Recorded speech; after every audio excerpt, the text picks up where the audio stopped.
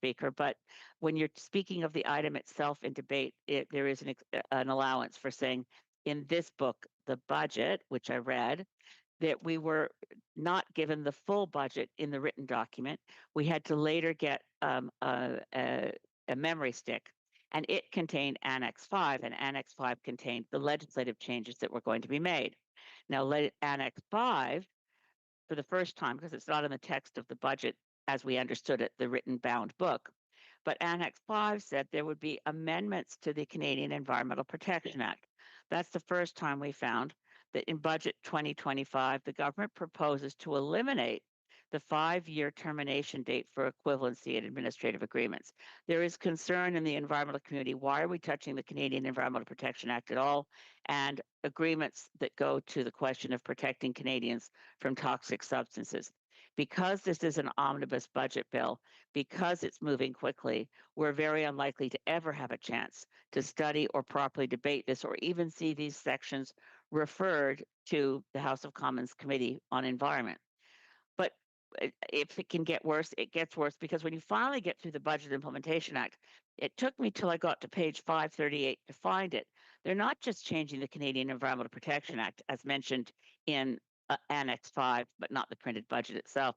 By the time you get to page 538 and 539, and well, it's in, if you have your budget handy, it's in Division 32 in sections 548 to 549. You find that they're also changing the International Rivers Improvements Act, the Canada Wildlife Act, the Migratory Birds Convention Act, the Antarctic Environmental Protection Act. Of course, we knew they were also changing the greenhouse gas pricing bills and removing other provisions that had to do with climate, but those were foretold. Division 42, again, changes to the Environmental Protection Act that weren't included in announcements or the budget document itself. Mr. Speaker, I find myself looking at the Budget Implementation Act as a separate legislation from the budget itself. I want to vote for some of what's in the Budget Implementation Act. I like that we see the school lunch program. I like that we see continuation of good programs, particularly in the social safety net. But I wonder why we're not able to properly study the creation of entirely new agencies. It wasn't till I got to page 448 of the Budget Implementation Act that I found we're creating yet another entity, bureaucracy, the Conservatives would call it, but there's now a Canada Development Investment Corporation to be created, not studied. Mr. Speaker, omnibus budget bills are an abomination, and bills of 400 pages are an offense to democracy and Parliament. They can never properly be studied. They can only be pushed through with the rallying cry, if you don't pass this, you get stuck with a Christmas election. Thank you, Mr. Speaker, and God bless us, everyone. Before I go to questions or comments, the member very artfully skid the line on the use of props in their hands, so I just want to mention that. Questions and comments, the Chief Government Whip. She certainly is extremely judicious in her approach, Mr. Speaker, and that's the theme of my question, which is that, I respect the member from Sandwich Gulf Islands and her passion for the environment, but also her passion for setting the record straight. And recently, she had heard the Leader of the Opposition, the member from Regina Capel, talk about the oil tanker ban, and she went to her social media platforms to set the record straight on the Hecate Strait. And she did that quite elegantly, and I really enjoyed that opportunity to learn about the West Coast and exactly what's happening there as it relates to the tanker bans, but more importantly, the misinformation that's being spread by Conservatives. I'm wondering if she'd like to take the opportunity to do so again now. Honourable Member for Sandwich Gulf Islands. Well, I thank my honourable colleague from Kingston and the Islands.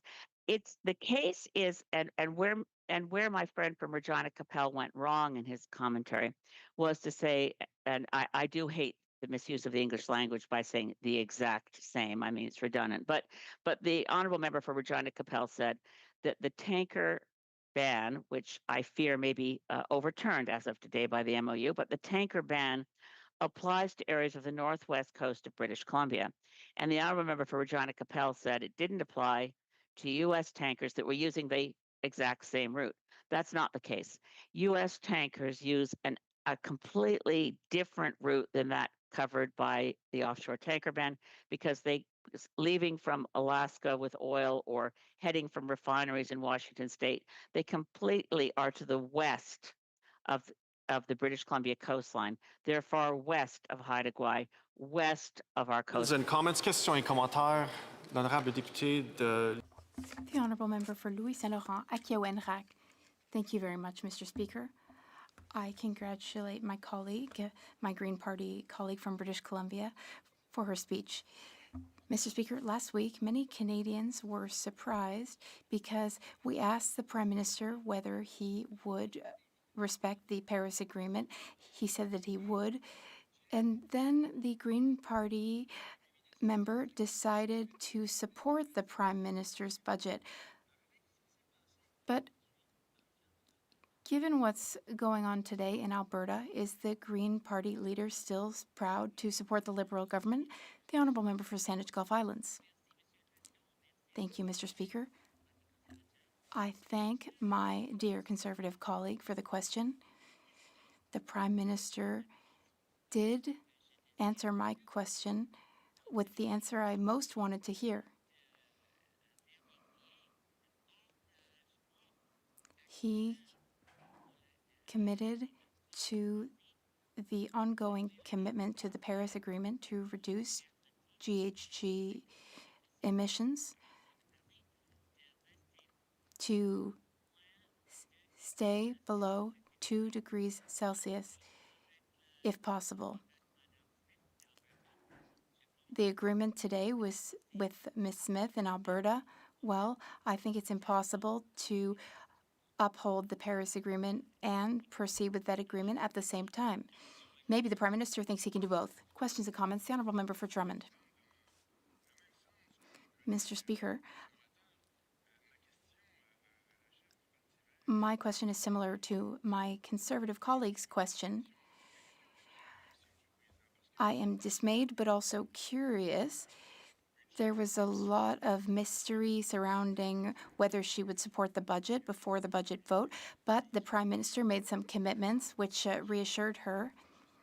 But today, I can't imagine the Green Party leader not feeling betrayed by the Prime Minister, first with the Paris Agreement, and second, the authorization he's given for Alberta oil to go through British Columbia and to Tidewater.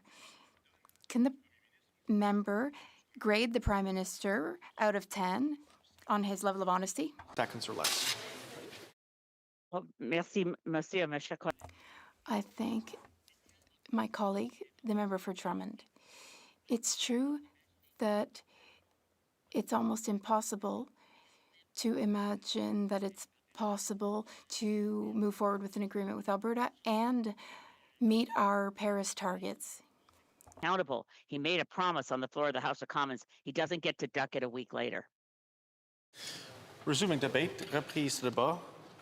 The member for Airdrie Cochrane will have about 6 minutes before Standing Order 31 statements and question period. Thank you, Mr. Speaker. Federal budgets are not just about numbers on a page. They at least shouldn't be about just numbers on a page. They must be about addressing the cost of groceries for struggling families, about the price of gas for workers who depend on their vehicles to earn a living, and they should be about whether or not young Canadians can afford a home. As I said, at least they should be about that. The Liberals, though, unfortunately fall far short of that mark. During the election campaign, the Liberals pledged to get their spending and their deficits under control. But what does this budget offer instead? Well, a $78 billion deficit this year alone, and projections of $321 billion in new debt over 5 years, more than double what was promised. And what was promised was too much already. And it's a worse record than even Justin Trudeau, who is the worst Prime Minister in Canadian history up until now. That's not just a broken promise, it's a cynical, self-serving betrayal of trust. Every dollar borrowed today is a dollar that our children and grandchildren will have to pay back with interest. And don't forget, interest payments are already exceeding what is spent on healthcare transfers in this country. That's not compassion, it's fiscal recklessness. And it's all over the place in this budget. Budget locks Canadians into a cycle of debt that will last for decades and decades. Canadians, thanks to that government over there, are already paying over $50 billion annually in interest. Money that could fund things that Canadians need, or better yet, be left in the pockets of taxpayers who earned that money in the first place. So let's look at the opportunity cost that's being squandered by continuing to rack up the national credit card. Imagine what $50 billion in those annual interest payments could do. It could build dozens of hospitals, could build thousands, hundreds, maybe 1,000 schools. 4,100 kilometers of new roads could be built. Could cover nearly half of Canada's 5% NATO commitment for our defense spending to ensure that we finally properly equip the men and women of Canada's armed forces. Or, even best of all, it could give the average Canadian family nearly $5,000 a year in tax relief. Instead, that money just vanishes into thin air, into debt servicing. And the Liberal government continues to choose to increase that debt and therefore the cost of that debt. And as a result, they line the pockets of bondholders and bankers, their Liberal friends. And they call that investing in the future. But every extra $1 billion that's borrowed today is actually a burden on Canadians who are not yet born, locking them into decades of repayments for sunk costs, instead of leaving them with the means and resources to invest in their own futures and their own priorities. So I call the Liberals' debt and deficits approach what it really is: passing the bill for Liberal priorities today to Canada's children of tomorrow.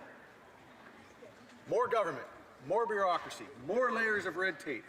That seems to be the Liberals' answer to every challenge. Their solution is to create new agencies and new programs and new bureaucracies that slow down progress and stifle innovation. Think about some of the things that they've done recently. So we have an issue in this country with it being able to get major projects built. And so, rather than removing a lot of the barriers and obstacles that already exist that they frankly created, instead they've said, well, let's just build a whole new bureaucracy to decide if we might be able to exempt some of those things from that bureaucracy that we already have. Well, how about just removing some of the obstacles and actually seeing things get built? That would make a lot more sense. Same thing when it comes to building homes. Instead of removing what everyone who's in the home construction industry, everyone who's trying to buy a home already recognizes, which is that the biggest cost that goes into the construction of a new home nowadays is complying with government, whether it's taxation, red tape, bureaucracy. So instead of dealing with knocking that down, well, they're just going to build a whole other bureaucracy to try and supposedly build homes. More bureaucracy on top of bureaucracy, so more of the same problem on top of the problem that already exists isn't going to get the homes built. Same thing comes when we talk about equipping our Canadian Armed Forces. You know, great to hear of new investments being put, but what they're going to do is they're going to spend all that money on new bureaucracy and consultants, and what I'm afraid is that at the end of the day, there'll be nothing left to actually buy the equipment and the resources that our men and women in uniform need. So more and more bureaucracy is not the challenge. You know, Mr. Speaker, Canadians don't need more office towers full of bureaucrats. They need homes they can afford, they need jobs they can count on, and they need a government that gets out of the way so projects can get built. That's right. So instead, they're getting more of the same failed Liberal policies, just now they're in a new package. Why does this matter? Because every dollar borrowed today drives inflation tomorrow, and it means higher taxes, smaller paychecks, and fewer opportunities for Canadians. The member will have 4 minutes and 21 seconds left after question period to complete his remarks. Statements by members. Déclaration de député. The honourable member for South Surrey White Rock. Mr. Speaker, I rise today to recognize the White Rock Youth Ambassadors, a youth program in my community that predates the city of White Rock, British Columbia itself. Launched in 1952 as the Miss White Rock pageant, a one-time beauty contest, this initiative has evolved into a youth mentorship program benefiting hundreds of young people within their community. In the midst of the pandemic, the program threatened to shut down right when youth needed it most. Fortunately, new leaders Suzanne Smith and Dion Archer Smith revived the program, ensuring this 73-year-old tradition continues. Today, Miss White Rock Wen Shui Ding and her 8 fellow young men and women ambassadors are inspiring their generation to lead through volunteerism and a love of community. I've had the privilege of working alongside these outstanding young leaders in my riding. With a program like White Rock Youth Ambassadors in Canada, the future is optimistic and bright. The honourable member for Terra Nova, the Peninsulas. Mr. Speaker, this summer, wildfires swept across my district and our province. Families lost their homes, businesses, and the places that shaped their lives. Through it all, our firefighters, first responders, and volunteers worked day and night courageously, and we thank them for their tireless efforts. But what defines us in Newfoundland and Labrador is how we show up for others. Communities rallied together and local businesses stepped up, including the Mess Tent Patinery, which helped feed firefighters, first responders, and volunteers with donated food and supplies from across the region. As recovery continues, my office is working closely with the province and the federal government to ensure that every family and business affected by these fires receives fair and timely compensation. And at the same time, we need to work together on both sides of this aisle to have better forest management and better disaster prevention and relief technologies. And today, as a symbol of renewal and celebration, we hear that the Red Ochre Cafe is... L'honorable député de Saint-Boniface. The honourable member from Boniface Saint-Vital. Mr. Speaker, last week Manitoba's theatre community suffered a profound and heartbreaking loss with the sudden passing of Ian Ross, the celebrated Métis Ojibwe playwright, storyteller, and educator at the age of 57. Rooted in Winnipeg, Ian reshaped Canadian theatre. His groundbreaking play, Farewell, a dark, courageous comedy set on a fictional First Nations reserve, earned him the Governor-General's Award for English Drama, making him the first Indigenous playwright to ever receive that honor. His work traveled as far as the Edinburgh Fringe Festival and touched audiences across the country. Through his work, he challenged us to see this country more clearly, with humor, honesty, and unflinching humanity. His voice became iconic through Joe from Winnipeg, a character whose wit and warmth became a part of our cultural memory. Aujourd'hui, nous rendons hommage à... Today we pay tribute to his heritage and extend our condolences to his family, to his community, and all those he inspired. Continue to guide and uplift us. The honourable member for Pitt Meadows, Maple Ridge. Mr. Speaker, Maple Ridge is home to the largest Royal Canadian Legion in Canada, Branch 88, with over 2,000 members. As a 20-year member and a veteran myself, I'm honored to rise for those who have served. I also recognize Missions Branch 57 and Anavents Branch 379, whose volunteers work to support veterans and honor those who have sacrificed for the country. Too many veterans are now struggling under the crushing cost of living crises created by this Liberal government. Others are on the street homeless. Liberals have hundreds of millions of dollars for a deal with the European Space Agency benefiting the Prime Minister's company, Brookfield, but they're slashing over $4 billion in Veterans Affairs. There are reports of veterans being contacted for assisted suicide, presumably to cut costs and services. Our veterans deserve dignity, not despair. They deserve support, not balancing government's wastefulness on their backs. Thank you. The honourable member for Beauport-Limoilou. Mr. Speaker, today I would like to pay tribute to Mr. Normand Lapointe, a Liberal member of Parliament for La Beauce from 1980 to 1984, who passed away on the 22nd of October in St. George. A man of conviction and deeply attached to his community, Mr. Lapointe left his mark on Beauce politics with his sense of duty, his closeness to citizens, and his sincere commitment to serving the common good. A true mentor to many elected officials and local leaders, he inspired many of us with his attentiveness, humility, and dedication. Until the very end, he held a vision of a Beauce that was fair, united, and proud of its roots.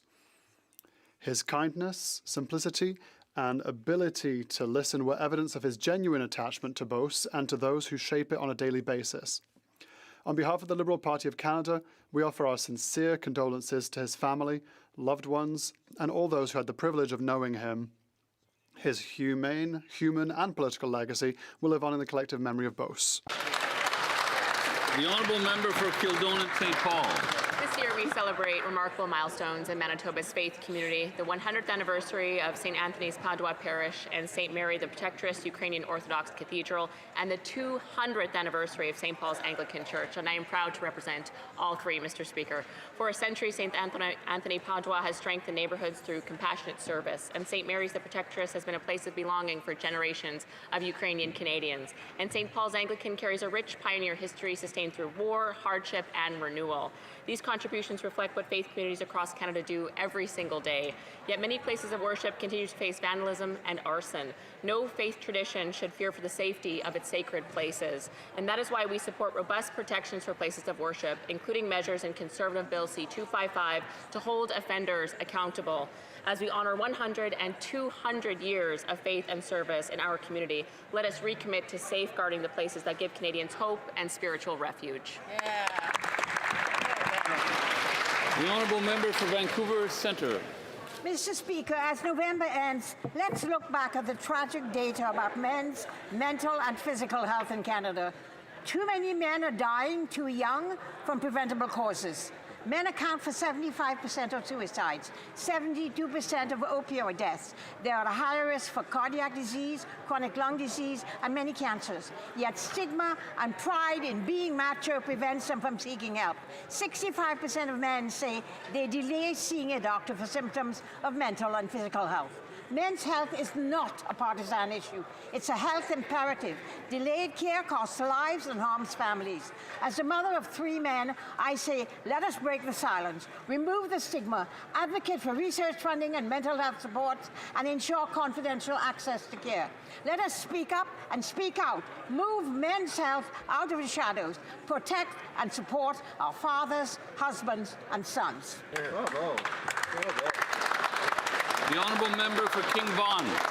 Mr. Speaker, 75 years ago, a bricklayer arrived from Canadian shores from Italy seeking a better life. 75 years later, the granddaughter of this bricklayer serves in Canada's Parliament. As a daughter of Italian immigrants, I am proud to represent my community of King Vaughan. On Tuesday, I had the honour of being elected chair of the Canada-Italian Interparliamentary Group. I look forward to working with all parliamentarians and with Ambassador Cantanillo to advance diplomatic relationships between our two nations and explore new opportunities. Canada and Italy share a deep connection through over 1.6 million Canadians of Italian descent. Italian Canadians have left their mark on communities from coast to coast to coast.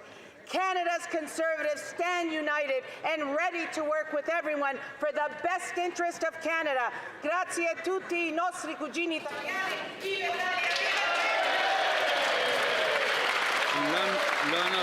The Honourable Member for Montcalm. Mr. Speaker, in November 2023, the Health Committee tabled a unanimous report calling for a breast implant registry and recognition of breast implant illnesses. Health Canada has dragged its feet, and 3 years later, nothing has been done. This has been going on for 30 years. Health Canada should be ashamed of neglecting the health of several generations of women in this way. Cancer, anaplastic large cell lymphoma, debilitating fatigue, pain, severe weakness, stiffness, memory and concentration problems, rheumatoid arthritis, and so on. These are all symptoms of breast implant illness. Is this what they want for women? The Minister for Health must exercise her political leadership so that women like Julie Elliott, Terry McGregor, Nancy Pratt, Isabelle Gaston, and all those who are suffering have not suffered in vain. And above all, to prevent other women from suffering as well. When will the Minister finally take action? The Honourable Member for Mount Royal. Last month, the Quebec National Assembly adopted Bill 2. Clinics in my riding and nearby warned that they may need to close their doors as a direct result of Law 2. Le financement gouvernemental. Government funding and the salaries of the doctors who fund these public clinics will decrease significantly, while these clinics will be forced, under supervision and sanctions, to see more patients more quickly with fewer resources and for longer hours. Clinics care for over 415,000 people in the West End of Montreal and offered more than 1 million appointments last year. Wow. They employ almost 400 doctors, and 6 to 8 weeks from now, many of these clinics may close, not because of choice, but because of Law 2. If the law forces them to close, their patients will have no choice but to go to already overcrowded emergency rooms. C'est catastrophique pour les patients. This is catastrophic for the patients of my riding and patients throughout Quebec. I call on the Quebec government to amend Law 2.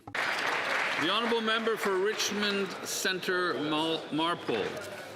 Mr. Speaker, British Columbians are now seeing the consequences of this Liberal government's reckless hard drug decriminalization. That's right.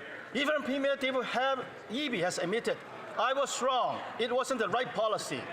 Communities in Richmond, Vancouver, and across the province are experiencing open drug use, rising disorder, and families increasingly afraid to walk in their own neighborhoods. This crisis did not happen by accident. It happened because the federal Liberal government granted BC an exemption that allowed the possession of fentanyl, crack, cocaine, and meth on our streets. Frontline officers, health experts, and local leaders have been pleading for help, yet this government still refuses to take responsibility. Will the Liberals end this hard drug experiment now? The Honourable Member for Winnipeg South. Mr. Speaker, I rise today to honour the life of Colleen Jones, a Canadian curling great and a fixture in Canadian broadcasting for decades. A 6-time national champion and 2-time world champion, Colleen was a trailblazer whose excellence inspired generations, especially young women who saw in her what was possible. Beyond the rink, she brought warmth, humor, and unmistakable energy to television, connecting with viewers as naturally as she competed on the ice. On a personal note, I fondly recall the lighthearted banter she once shared with my father, Don Duguid, during major curling broadcasts, moments that captured the camaraderie and joy at the heart of our sport. Mr. Speaker, Canada has lost a champion, a storyteller, and a role model. I ask all members to join me in offering condolences to her family, her teammates, and the many Canadians she inspired. Thank you, Mr. Speaker.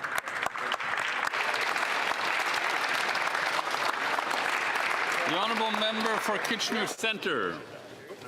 In Kitchener, families are making heartbreaking sacrifices just to get by. Alex, a father, told me he eats barely half a meal a day, so his children can have 3 meals a day.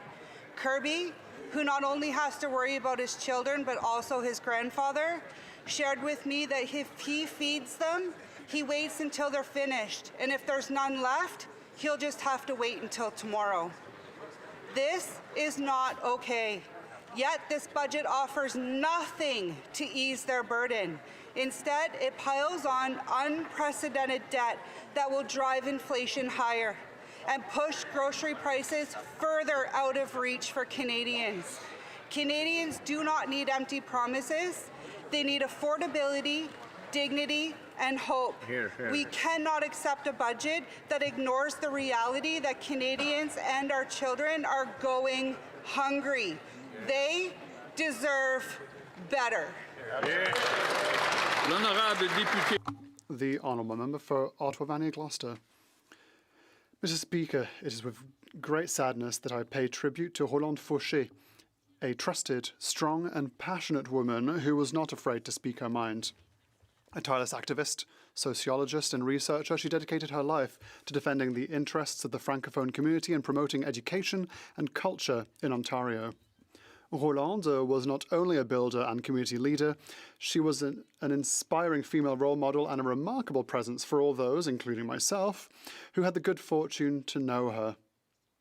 Her courage and bold vision paved the way for cultural and educational initiatives such as the implementation of French language school management, La Nouvelle Scène, and the campaign to save Montfort Hospital.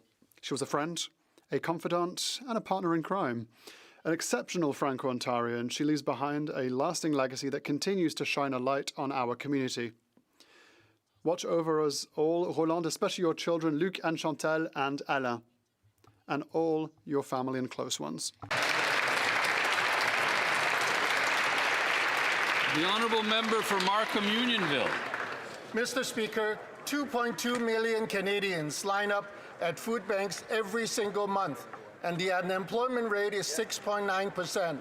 Yet, as chair of Brookfield, the Prime Minister helped the company avoid $6.5 billion in Canadian taxes through offshore tax havens. While the Prime Minister dropped the most expensive budget in Canadian history outside COVID, the Liberal government has shown us their top priority, making Brookfield richer. Mr. Speaker, Canadians need transparency about the total incentive structure acting on our Prime Minister. Canadians need to know that this doubling of Trudeau's deficit is serving our total national interest, not simply those in the Prime Minister's circle. Mr. Speaker, Canadians need to know, is our Prime Minister incentivized to serve all Canadians? Hear, hear. Hear, hear. The Honourable Member for Halifax. Mr. Speaker, I rise today to celebrate the life and legacy of a true Nova Scotian legend. Throughout her decades-long careers in curling and journalism, Colleen Jones broke down barrier after barrier, smashing through glass ceilings. A two-time world champion, 6-time national champion, and 16-time provincial champion, having played more Scotties games than any curler in Canadian history, she was a staple in Canadian athletics. If that weren't enough, Colleen had a 40-year career at CBC, where she made history as the first female sports anchor in Halifax.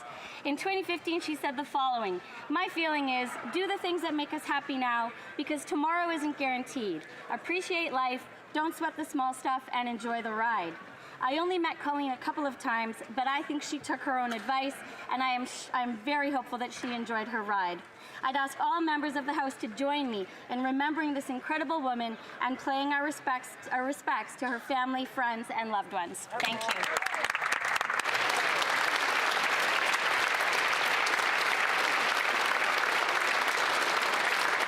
Oral questions, questions orales, the Honourable Leader of the Opposition.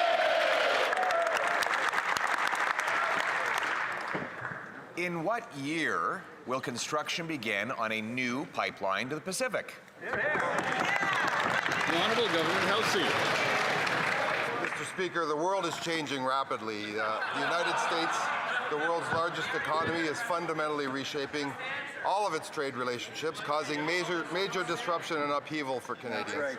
It's time to transform our economy from one that is reliant on a single trading partner to one that is stronger, more self-sufficient, and resilient to global shocks. To these ends, Canada and Alberta share the same ambitions: diversify our export markets, make Canada an energy superpower, and build a stronger, cleaner, more independent, more competitive economy.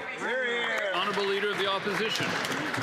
All right, he can't tell us the year in which construction will begin.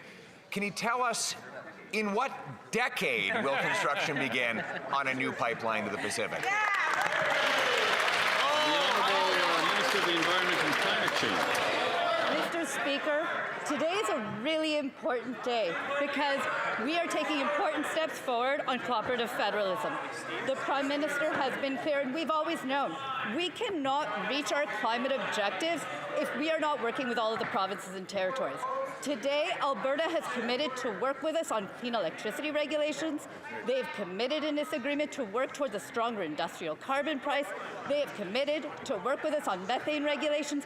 Those are important steps forward for Canada to move towards its climate objectives, and we will keep doing that work. The Honourable Leader of the Opposition. So they don't know the year that construction will begin. They don't know the decade that construction will begin. And the Environment Minister couldn't even bring herself to utter the word pipeline in her answer to the question. In what today's deal, allows a proposal for a pipeline to go to an office in 7 months, which will then be studied for 2 years, after which the Prime Minister will give a pipeline veto to the BC NDP Premier, who's already said he's against. Isn't this pipeline going to be built in the year never? The Honourable Government House Leader. Actually, Mr. Speaker, this is a big, large, great, grand day for Canada.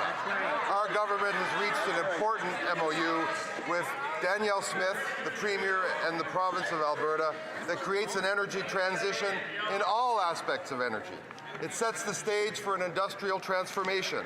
It will make Canada stronger, more independent, more resilient, and more sustainable, and it will include the largest carbon capture project in the world.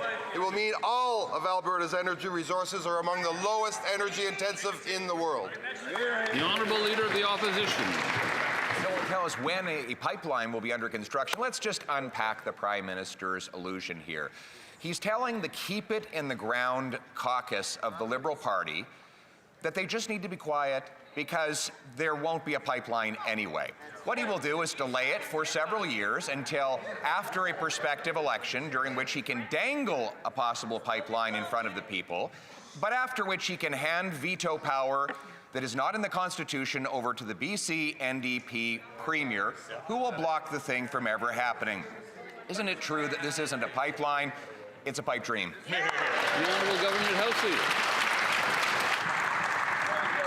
Mr. Speaker, the country, indeed the world, is calling out for serious leadership, for cooperative leadership, for leadership that brings people together and parties together.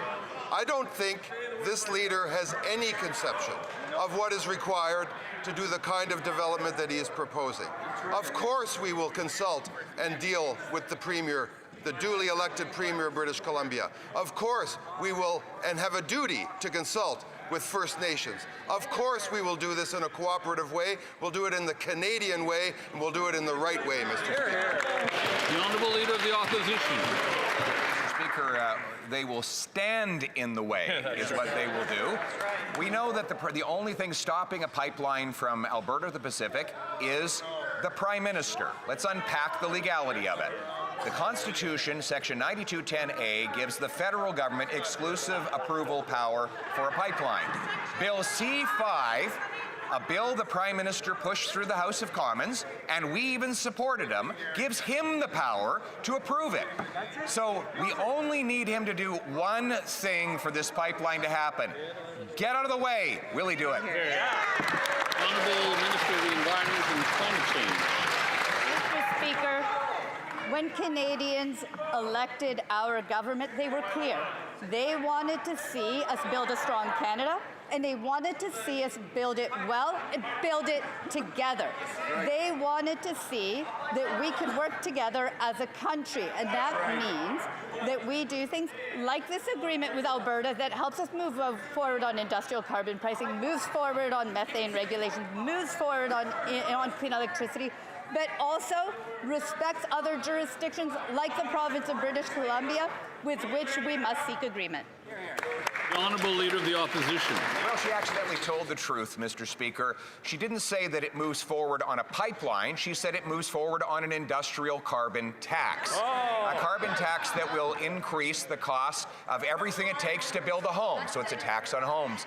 On everything it takes to grow food, so it's a tax on food. It's a tax that drives production out, paychecks down, and the cost of living up. Meanwhile, it does not move forward with a pipeline. We as Conservatives believe in clearing the way to get pipelines built. In other words, we would build a pipeline without a carbon tax. They would build a carbon tax without a pipeline. The Honourable Government House Leader. Again, Mr. Speaker, I suspect Canadians are straining to find the Leader of the Opposition credible on any of this. What this Memorandum of Understanding does is create a carbon capture and storage system that will lead the world. It will include, of course, bringing together of partners with whom we have a duty to consult and with other jurisdictions. It will create jobs in the electrical system. It will create construction jobs. It will create opportunity across Western Canada, Mr. Speaker, but most importantly will make Canada an energy superpower. Why can't the Leader of the Opposition see that? L'honorable député de Belleuil. The Honourable Member for Belleuil-Chambly. Mr. Speaker, on November 27th, today, this government will have completely betrayed climate goals and people who have suffered from climate events. To help the leaders of oil companies who are often American, the Prime Minister has signed an agreement that will force him to ignore the leader of BC, ignore First Nations. So, with this happening to BC, will Quebec be next? The Honourable Government House Leader. Mr. Speaker, we should not be surprised that the leader of the Bloc Québécois looks for any excuse to sow division within Canada. What we're seeing today is the same thing as we do with Quebec, which is cooperate, work together so that federalism can create economic opportunity. Yes, a renewable energy, a climate of opportunity for young people. How can the leader of the Bloc Québécois object to that? The Honourable Member for Belleuil-Chambly. Let's not even pretend to claim that it could be because they haven't read their own documents. Because if you read it, it's pretty clear. They claim that they want a single Canadian economy, which is not the economy of BC or Quebec, but which instead belongs to Ottawa and Calgary, ignoring legislation, ignoring environmental assessment, ignoring First Nations, ignoring provincial jurisdiction. Ignoring all that, the Prime Minister is going to impose a business plan that only serves oil companies and himself. The Honourable Minister of the Environment and Climate Change. Mr. Speaker, the Prime Minister has been very clear here in this House. He stated that we also need an agreement with BC and with First Nations. But in addition, this agreement includes significant commitments to the province of Alberta regarding the industrial carbon pricing system for methane regulations for clean energy, and we will continue to work closely with all provinces in order to fight climate change. The Honourable Member for Belleuil-Chambly.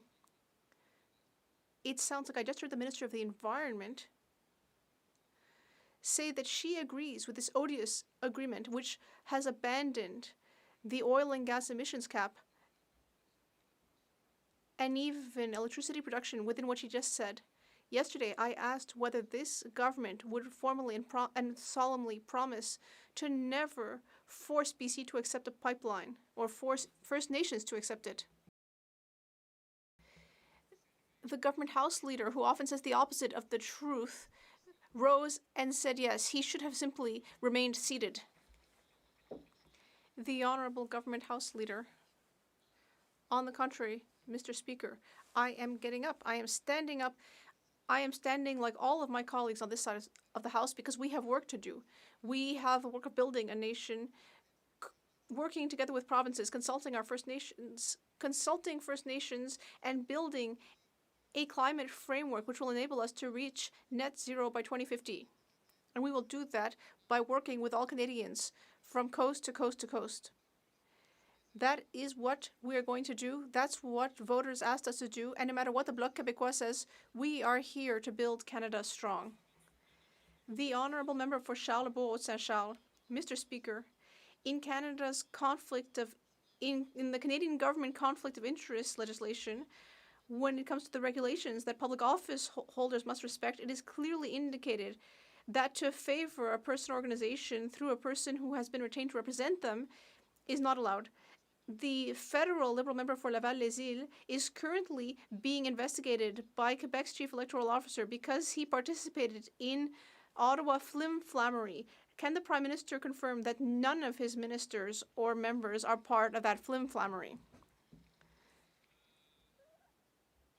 Next question. The Honourable Member for Charlebourg-Saint-Charles. Mr. Speaker, I once again am coming back to federal conflict of interest legislation. We know that the federal MP for Laval-les-Îles is currently being investigated by the Quebec Chief Electoral Officer. That is a fact. So my question is simple. Can the Prime Minister confirm that no member of his cabinet or caucus are part of that scandal? The Honourable Government House Leader. Mr. Speaker, that is not a question that has to do with the administration of this government. But I can confirm that all of the members and ministers on this side of the House carefully follow the ethics code, which is one of the strictest in the world. For Windsor West. Speaker, people in Windsor are tired of hearing promises. They just want to know why this Prime Minister stopped fighting for them. He said he would go elbows up at the U.S., but when he failed, he shrugged and said, who cares? Workers in Windsor care. Our auto sector and suppliers care. Conservatives care. Meanwhile, the U.S. signed an $80 billion nuclear deal with Brookfield, the Prime Minister's own company.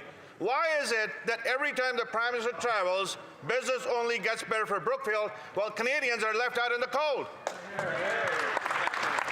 Secretary of State for Labour. Mr. Speaker, I find that member's suggestion that the Conservatives care interesting, because the Conservatives voted against 18,000 construction jobs at Darlington Nuclear Project, 9,700 jobs at the Northwest Transmission Line in BC, over 10,000 jobs at the LNG2 facility, 5,000 jobs at the graphite mine in Quebec.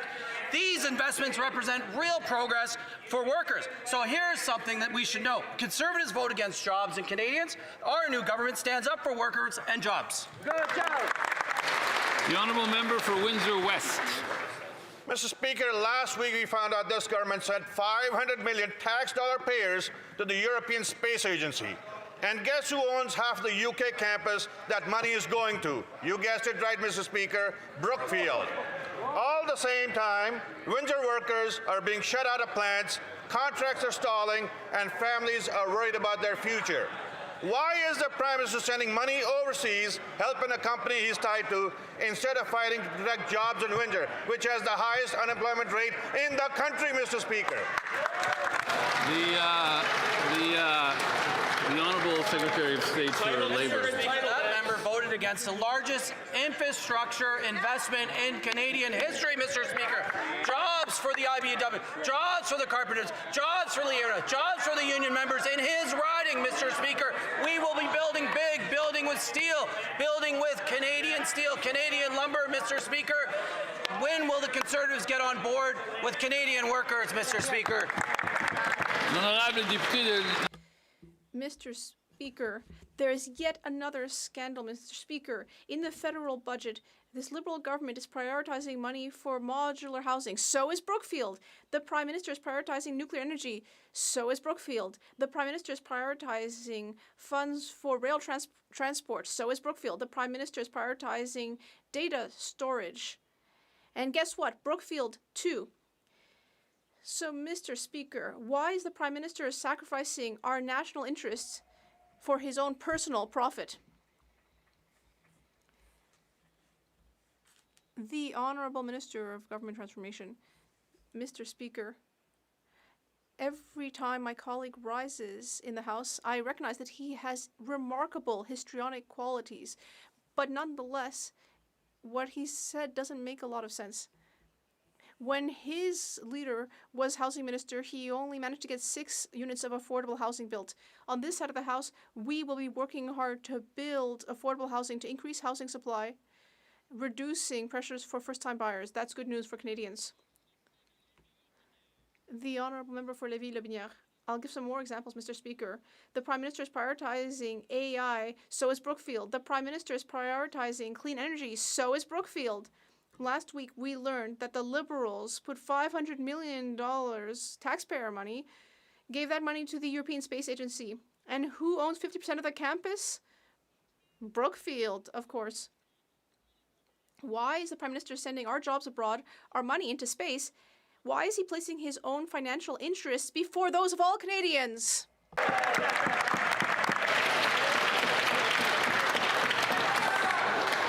L'honorable ministre. Monsieur le Président, je me demande aux intérêts de qui il pensait quand il a voté contre le budget qui prévoit une baisse d'impôts pour 22 millions de Canadiens, Monsieur le Président, le régime canadien de soins dentaires, l'allocation canadienne pour enfants, des emplois au port de Québec, au port de Saguenay, le développement économique, des emplois dans sa région au chantier des vies, Monsieur le Président. À qui il pensait certainement pas à son monde. Merci. Si j'ai bien compris, Interpretation, the microphone was off. Interpretation will now resume. Medicine Hat Cardston. Speaker, the Prime Minister's Brookfield conflicts of interest continue to grow. But keeping his shares, options, and performance pay worth millions of dollars, every major decision the PM says he makes for Canada, like nuclear deals, AI, EU space agencies, and many more, all have the potential to make himself wealthier. While Canadians suffer, business for Brookfield has never been better. When will the Prime Minister admit his conflicts, divest his shares, and prioritize Canadians' best interest rather than his own portfolio investments? Great question. The Honourable Minister of Jobs and Families. Today, the announcement with the Prime Minister and the Premier of Alberta is good news for workers all across this country. It's good news for workers in Alberta. It's certainly good news for skilled tradespeople and the young apprentices coming up, learning these trades. Mr. Speaker, this is an announcement about prosperity. It's shared prosperity, Mr. Speaker. It scopes in Indigenous people and creates wealth. I certainly hope that member understands this is something that will deeply benefit not just his province, but the entire country. Député de Repentigny. The Honourable Member for Repentigny. Mr. Speaker, this Prime Minister's green facade is crumbling now that he's announced another dirty oil pipeline. And beneath that green facade, we're just seeing the black of oil, just as much as with the Conservatives, and perhaps even darker, because over 10 years in power, Stephen Harper did not manage to bring in a pipeline. Whereas the Liberals announced a second one this morning, with perhaps more to come. They seem to have given up completely on meeting their climate emissions targets. When it comes to the environment, are they worse than the Conservatives, or is it all just the same thing? The Honourable Minister of the Environment. Mr. Speaker, I've said it before and I'll say it again. We can only meet our climate targets by working closely with provinces and territories. Canadians elected us because they wanted to see us working with the provinces and territories. And that's what we're doing with this agreement. Alberta has committed to working with us on an industrial carbon price, on methane emissions, and on clean electricity. That is what we have to do that is what we have to do to fight climate change, and that's what we will do. The Honourable Member for Repentigny. Mr. Speaker, it's hard to believe that the Minister of the Environment is defending pipelines. I can't believe what I'm hearing. Let's look at what our so-called Green Prime Minister is doing. He put an end to carbon pricing. He has given up on zero-emission vehicle targets. He has put an end to the emissions cap for the oil and gas sector, billions of dollars in tax credits for fossil fuel, boycotted COP30, given up on environmental assessments for oil projects under C5. And today we have yet another pipeline which will undermine the oil tankers moratorium in a marine protected area. Is this the Liberal government, or is this Donald Trump's policy? The Honourable Minister. Mr. Speaker, Canadians elected us to build Canada strong, and that is what we're going to do. Let's look at the projects we've brought forward. We brought in a hydroelectric project in Iqaluit. We brought in a clean electricity project in the northern part of BC. We are going to continue doing the work. Today is yet another time when we are continuing to maintain an industrial carbon price. We are continuing to have methane regulations, clean electricity regulations, not just regulations, but what we are going to build. The Honourable Member for Richmond North Vaska. Thank you, Mr. Speaker. The Prime Minister said, "Who cares?" when asked what was happening to the negotiations with the U.S. And he backed down on the digital services tax without getting anything in return, at least not for Canadians, because a few days later, the Americans suddenly signed an $80 billion with whom? With Brookfield, the Prime Minister's company. Why is he sacrificing the interests of Canadians and promoting his own? I know what they're going to say. They're going to talk about the budget, pipelines, housing. It's all very well, but they're never going to actually answer my question. The Honourable Parliamentary Secretary to the Minister of Natural Resources. Mr. Speaker, I have good news for all workers in Canada. The big projects that we're bringing in will generate great jobs throughout the country. Good unionized jobs in all areas. And that will help all of Canada move forward. Thank you. Member for York Centre. Who cares? Who cares, said the Prime Minister when asked about contact with the U.S. President on a trade deal. Everyday Canadians care. Everyday Canadians who are going broke or who are losing their jobs because of this trade uncertainty. In my city of Toronto, investment, commerce, and real estate froze. Only 25 new condos were sold last month in a city of 3 million. Other than Brookfield, nobody can make a decision because of the uncertainty caused by this Prime Minister's failure to get a trade deal. So instead of being dismissive and derisive, why doesn't the Prime Minister keep his word and finally get a trade deal? The Honourable Minister of Jobs and Families. Yesterday, I stood with the Prime Minister and the President of DeFasco as we announced additional supports for steel, for lumber, Mr. Speaker, for the communities and the organizations and their employees that have been deeply impacted by tariffs. And Mr. Speaker, they're not only encouraged by our support, but they're excited about the future. And you know why, Mr. Speaker? Because they have an opportunity through Buy Canada policies to pivot their products and sell to Canadian projects. And Mr. Speaker, that's what Canadians expect, that we invest in ourselves, that we take care of ourselves, something these guys can't get. Exactly. The Honourable Member for Richmond Hill South. This Prime Minister went from promising elbows up to throwing his hands up, saying who cares the moment the President pushed back. He caved on the digital services tax, abandoned counter-tariffs, and walked away from the softwood legal fight, leaving Canadian workers totally defenseless. We thought he got nothing in return, but it turns out he got nothing for Canadians, because just days later, the Americans signed an $80 billion nuclear deal with his former company, none other, Brookfield. So while Canadian workers are left standing in the penalty box, the Prime Minister's friends are skating away with the puck. Why is this Liberal Prime Minister trading away Canada's national interests while advancing his own personal interests? The Honourable Secretary of State for Labour. Mr. Speaker, again, that member voted against the budget, which is going to see the largest investment in infrastructure across this great country, Mr. Speaker. We're going to be building homes, building community centers, hospitals, bridges, roads, Mr. Speaker, all with Canadian steel, Canadian lumber, Canadian unionized worker. Mr. Speaker, every day the Conservatives come in here and they vote against jobs and they vote against Canadians. Member for Kitchener South Hespeler. Mr. Speaker, that member did not answer the question, so I'm going to ask it again. The Prime Minister caved on counter-tariffs, on digital services taxes, on legal disputes with the softwood lumber.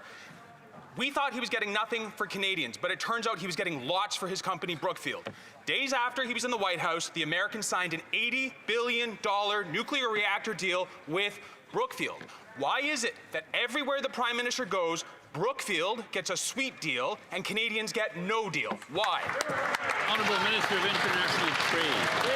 Mr. Speaker, speaking about trade, Canadians know that 2/3 of our economy is powered by trade. We're opening doors for Canadian products to reach new global markets. We signed new trade deals with Ecuador, Indonesia, an investment agreement with UAE, securing $70 billion commitment for more investments in Canada. This is what this government is focused on, is opening new doors and more opportunities for Canadian workers and businesses. Thank you, Mr. Speaker. The Honourable Member for Niagara West. Mr. Speaker, can the Prime Minister explain to Canadians why every time we ask about a conflict of interest with Brookfield, his answer is basically, who cares? Nothing to see here. Just ignore the fact that I used to run the place. Because Canadians are starting to wonder, if Brookfield were any closer to this government, would it need a visitor's pass or just a set of cabinet keys? So my question is simple. How can Canadians trust decisions aren't being made in the boardroom instead of the House of Commons? Or is this Liberal government now offering loyalty points for conflict of interest? The Honourable Secretary of State for Financial Institutions. Mr. Speaker, Canadians made a decision on April 28th between two visions for this country. A vision of hope, a vision of leadership, versus slogans and division. Our Prime Minister is a world economic and business leader. He has traveled the world building up relationships and signing deals to build our economy, something that leaders never worked a day in. Thank you, Mr. Speaker. Member for Peterborough. Mr. Speaker, on this side of the House, we know meaningful consultation with Indigenous right holders is essential to protecting rights, supporting sustainable development, and building respectful long-term relationships. Could the Minister of Crown Indigenous Relations share how early and ongoing engagement with Indigenous communities is helping improve our federal approach to consultation? The Honourable Minister of Crown Indigenous Relations. Thank you, Mr. Speaker. All major projects will only proceed after meaningful consultation with Indigenous rights holders. We cannot and will not move forward at the expense of Indigenous rights. Budget 2025 invests $10.1 million in the federal initiative on consultation. This includes funding for consultation protocols, which set out clear, mutually agreed processes for how communities want to be engaged, making consultations more efficient and respectful. We have also invested in Indigenous-led resource centers, which provide the research, technical advice, and expertise communities need. The Honourable Member for Regina Capel. Mr. Speaker, the Liberals killed the Northern Gateway pipeline project, making Canada more dependent on the U.S. Now this Prime Minister is putting on a big show, but he's setting up another process for a pipeline to fail with new hurdles and hoops, and worst of all, a massive increase to the industrial carbon tax. The proposed pipeline is never going to happen because this Prime Minister is giving a veto to the BC Premier. But what is guaranteed to happen after April 1st is Albertans will pay a very real and very massive hike to the industrial carbon tax. Why is this Prime Minister more intent on hiking carbon taxes instead of building pipelines? The Honourable Government House Leader. It's perplexing to us over here why they keep talking about some supposed veto by the BC Premier when, in fact, of course, we will deal with the people and the province of British Columbia. But what they don't mention is the signature of the Premier of Alberta on a memorandum of understanding that commits us to consulting provinces, consulting First Nations, building out clean and renewable technologies, an electric grid, and building and creating opportunity for young Western Canadians for generations to come. For Regina Capel. It doesn't matter how many signatures they put on that MOU if they give a giant veto stamp to the British Columbia Premier, Mr. Speaker. Instead of just repealing all the Liberal leave-it-in-the-ground laws that killed energy projects, this Prime Minister has just unveiled a new process that is designed to fail. He's giving an unconstitutional veto to the BC Premier. He's forcing Albertans to pay billions to put air into the ground, and now he's hiking the industrial carbon tax. Every time the Liberals hike those carbon taxes, everything gets more expensive. Why is this government forcing through a massive hike to the carbon tax instead of just getting out of the way? The Honourable Government House Leader. As Canadians watch this debate unfold, Mr. Speaker, they will take note of lines like putting air into the ground. In fact, we are putting carbon into the ground. We are taking it out of the atmosphere, making our production of energy resources less carbon intensive and putting carbon, in fact, underground, therefore committing Canada in the fight against climate change. Mr. Speaker, it's very interesting, and I know Canadians will be following this debate with great interest, and the slogans of the Conservatives will be something that they won't forget. Honourable Member for Ponoka-Didsbury. Mr. Speaker, the current Prime Minister was the advisor to the last Prime Minister, and under his watch, no private company was able to build a pipeline. Not TC Energy, not Enbridge, not Kinder Morgan, just the Canadian taxpayer. Now we learn that Alberta must initiate a carbon capture project via the Pathways Alliance in exchange for a pipeline. And who has a significant stake in Entropy, one of the leading pathways carbon capture companies? Well, it's none other than the Prime Minister's company, Brookfield. Oh, wow. Which begs the question, is the only way anything can be built in Canada is if Brookfield profits? The Honourable Government House Leader. Mr. Speaker, the owners of the Pathways project for carbon capture and storage are in fact 6 oil and gas companies, all of whom operate in the province of Alberta and employ thousands of... The honourable member for Ponoka-Didsbury. We know that the Prime Minister has been meeting with Brookfield executives behind closed doors. This is the same Prime Minister who served as board chair of Brookfield Asset Management. And now we learn that he won't allow Alberta to build a pipeline unless it initiates a $16.5 billion carbon capture project where Brookfield profits. The taxes and royalties from a pipeline should be used for doctors, nurses, roads, schools, police, housing, and securing our country. But instead, billions will now pour into the coffers of corporate giants and liberal insiders, including, of course, Brookfield. How much revenue does the Prime Minister have to divert to his own company before he demands that Canada just simply change its name to Brookfield? The Honourable Government House Leader. Mr. Speaker, I think the members across, and maybe in particular those members from the province of Alberta, really underestimate how strongly their constituents feel about having a plan to reduce our carbon emissions, reduce the intensity of our energy production, to, yes, lead the world in carbon capture and storage, to build an energy grid throughout Western Canada that makes sure renewable energy gets across Western Canada, and most importantly, they underestimate the hopes of the parents of young Albertans who want to see a future for them in that province, and that's what this thing does today. The Honourable Member for Cloverdale-Langley City. Mr. Speaker, the Prime Minister's own cabinet and caucus are fighting over this pipeline announcement. Ministers are worried, BC Liberal caucus members are seething and angry, and leaks are coming out by the hour. Meanwhile, Canadians know the real issue.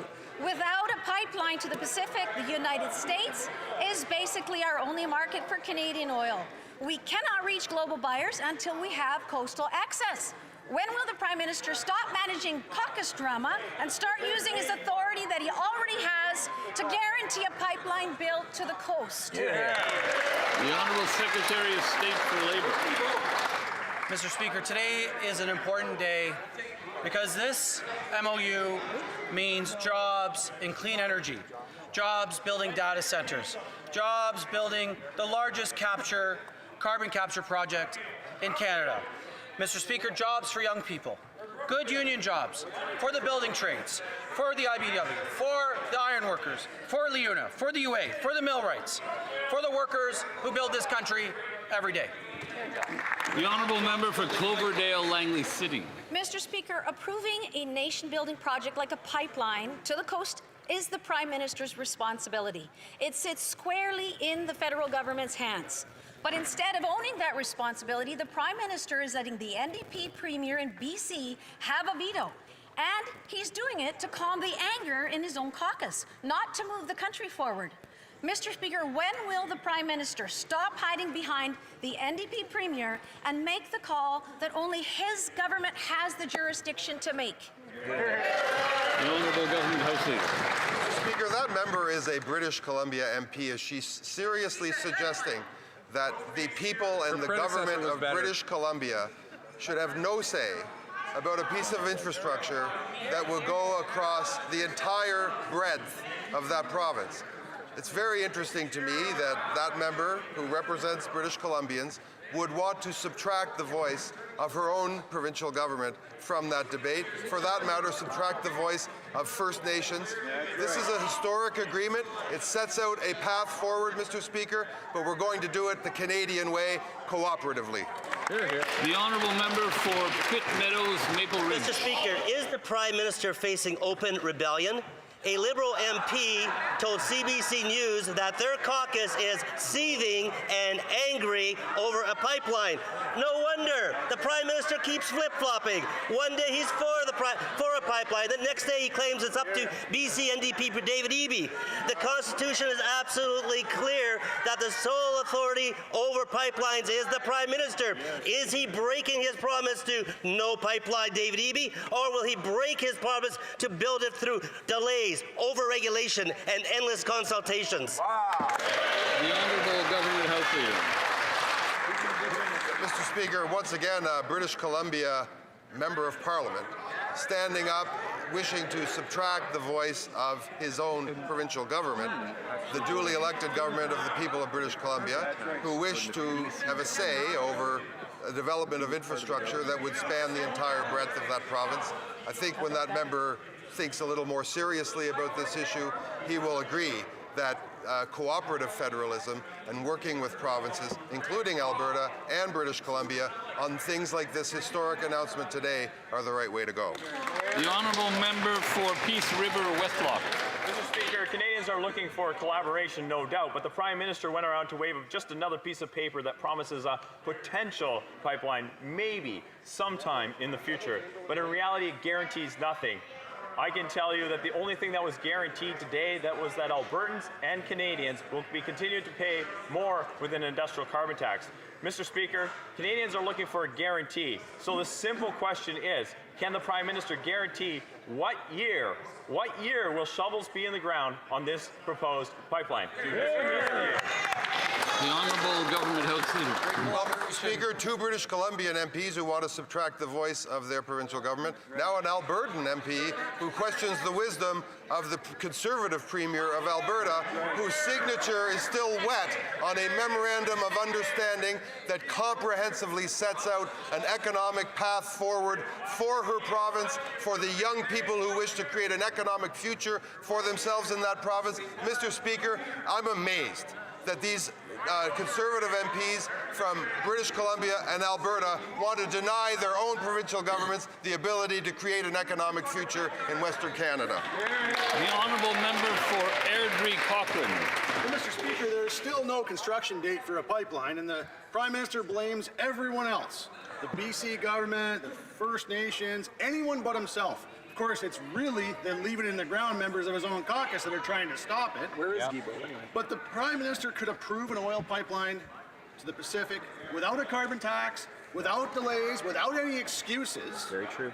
The proof's in the pudding, and it's not a pipeline until it's built. So will the Prime Minister tell Canadians today, when will shovels be in the ground on this oil pipeline? Just give us a year. The Honourable Minister of Justice. Mr. Speaker, it's been interesting to see the Conservatives have a newfound interest in Canada's Constitution. They point out on occasion the federal government has certain authorities in this respect, but they have not taken care to actually read the entirety of the provision they so routinely cite, which similarly empowers provincial governments to actually build the infrastructure necessary to operate a pipeline in this country. They similarly ignore Section 35 of the Constitution, which guarantees the inherent and treaty rights of Indigenous peoples in this country and requires the government to consult with rights holders who may be impacted. We can build this country if we work together. It's a shame the Conservatives, after many opportunities to govern, have failed to learn that lesson. The Honourable Member for Hamilton West, Ancaster Dundas. Mr. Speaker, the people of Hamilton know Canadian steel is an integral part of building a secure, sovereign Canada. Everything from homes to defence requires a strong...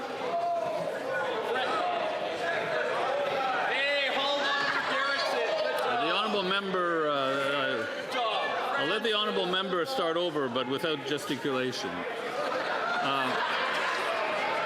The Honourable Member for Hamilton West, Ancaster Dundas. Thank you, Mr. Speaker. The people of Hamilton know Canadian steel is an integral part of building a secure, sovereign Canada. Everything from homes to defence requires a strong industrial steel sector. With the announcement yesterday, it's clear that our government is focused on building Canada strong, Canadian steel to build Canadian products, building the strongest economy in the G7. Can the Minister of Jobs and Families... With me, the Honourable Member from the top, please.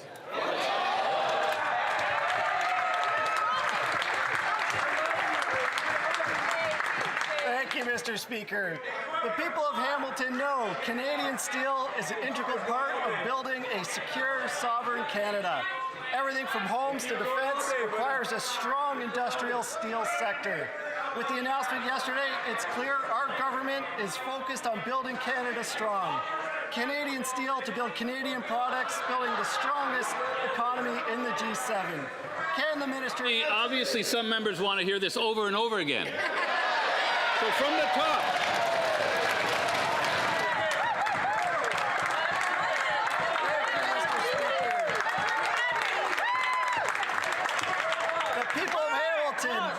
Canadian steel is an integral part of building a secure, sovereign Canada. Everything from homes to defense requires a strong industrial steel sector. With the announcement yesterday, it's clear that our government is focused on building Canada strong. Canadian steel from Canadian products, building the strongest economy in the G7. Can the Minister of Jobs and Families please tell this House how our government is supporting steelworkers as we transition to buy Canadian industrial self-reliance?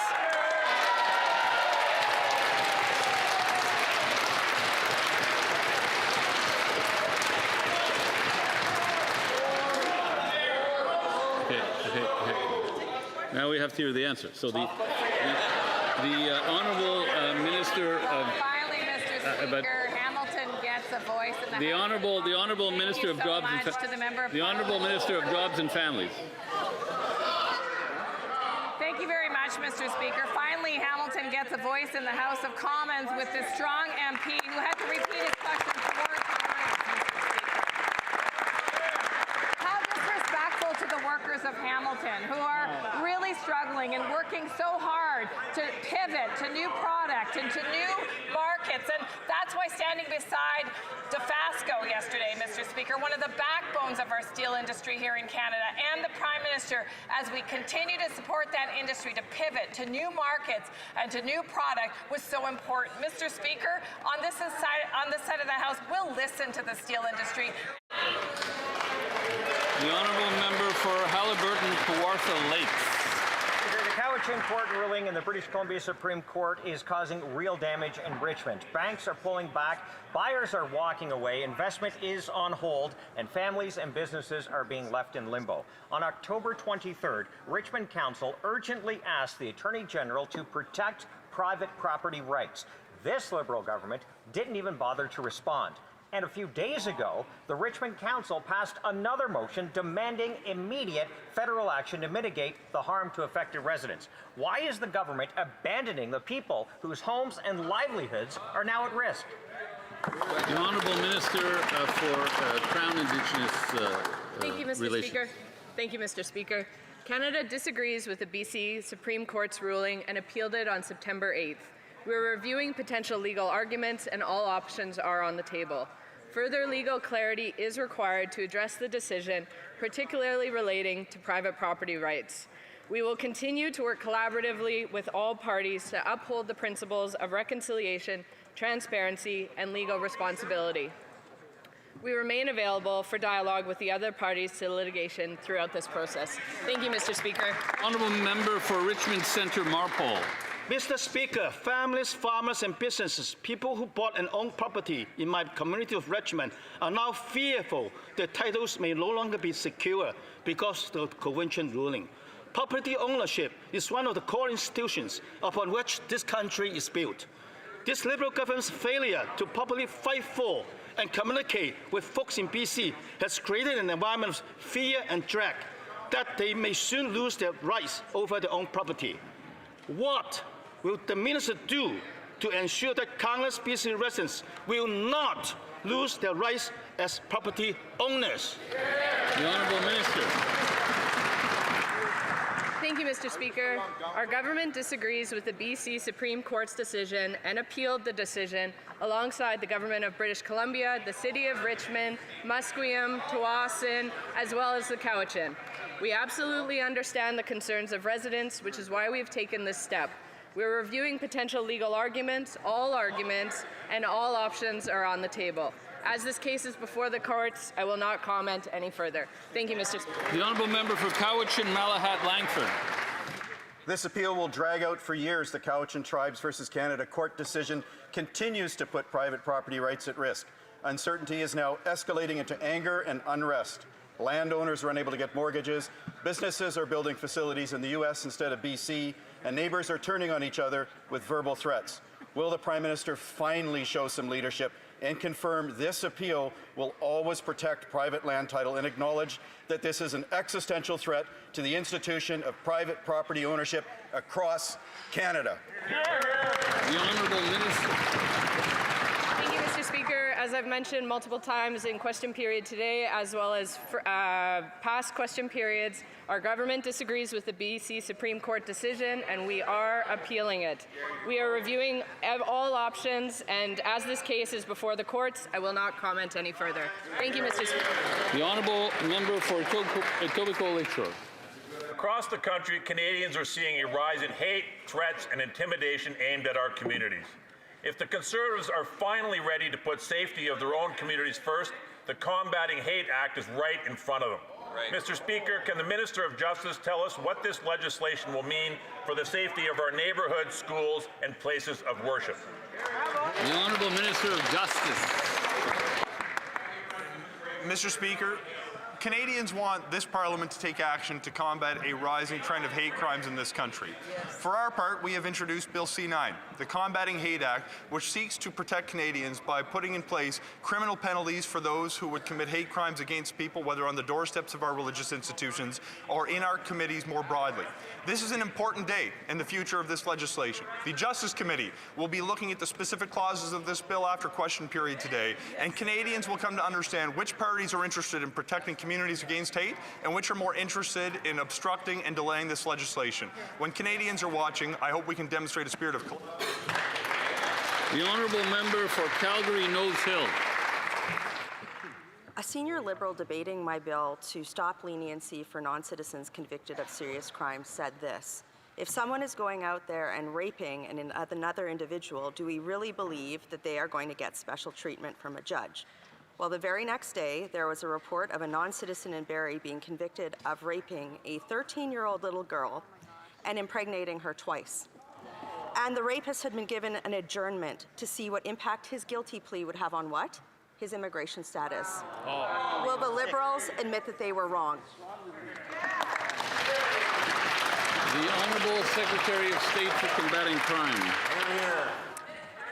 Mr. Speaker, there are provisions in place if a non-citizen commits a crime and serves a sentence. They are removed from Canada, Mr. Speaker. CBSA works on these cases, and they prioritize criminal cases, in fact, when making removals. Thank you. Honourable Member for Courtenay Alberni. Mr. Speaker, this Liberal government is trying to revive a failed bitumen pipeline from Alberta through BC that went nowhere under Stephen Harper's Conservatives and still has no First Nations consent. Talks about ending the oil tanker ban to enable this scheme in an MOU without BC at the table and without coastal First Nations involvement is harming a critical relationship and getting things done. Does this Prime Minister actually realize that pushing a project the coast has already fully rejected is breaking trust with coastal First Nations? The Honourable Minister of the Environment and Climate Change.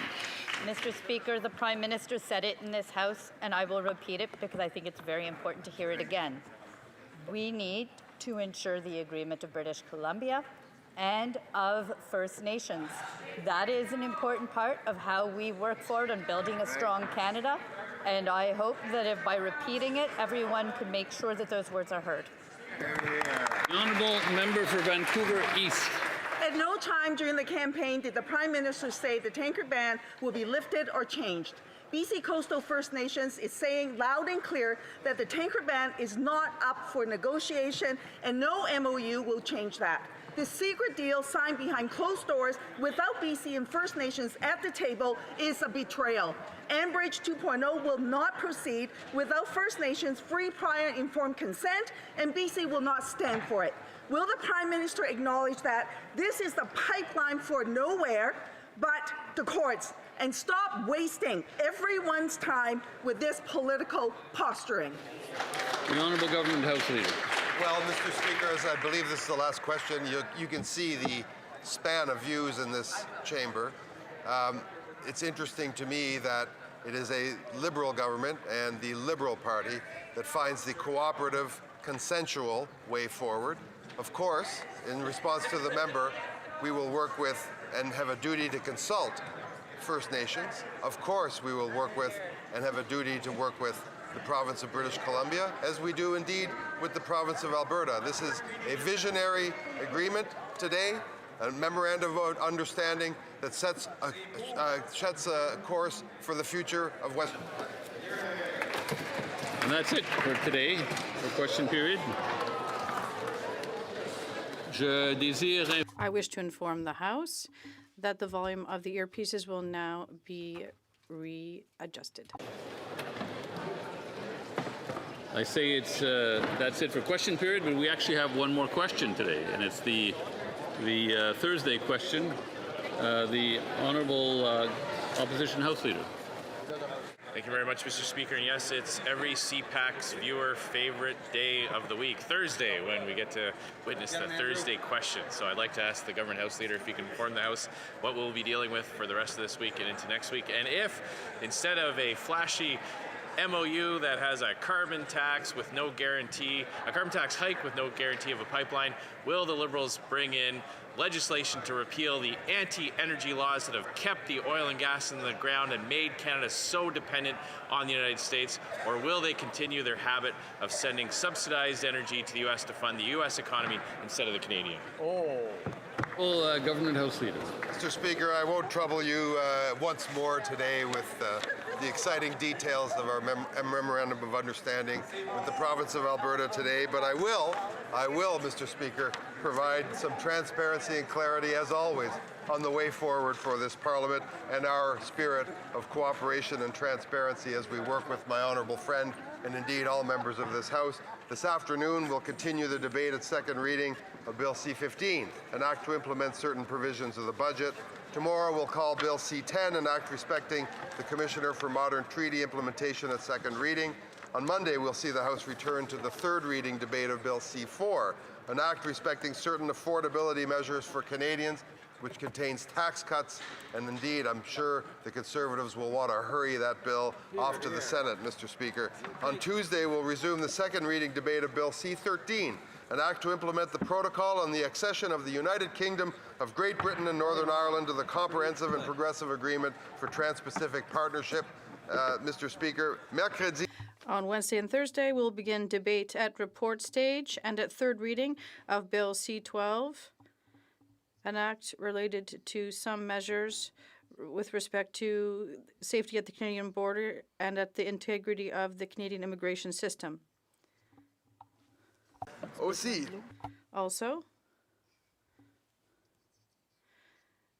for information, for the committees that are examining the supplementary estimates, I currently expect that Tuesday, December 9th will be the last designated day for the budgetary cycle. However, I will confirm this next week. I'd also like to mention that there will be a minister's statement on Thursday, December 4th to commemorate the anniversary of the Polytechnique massacre. Orders of the day.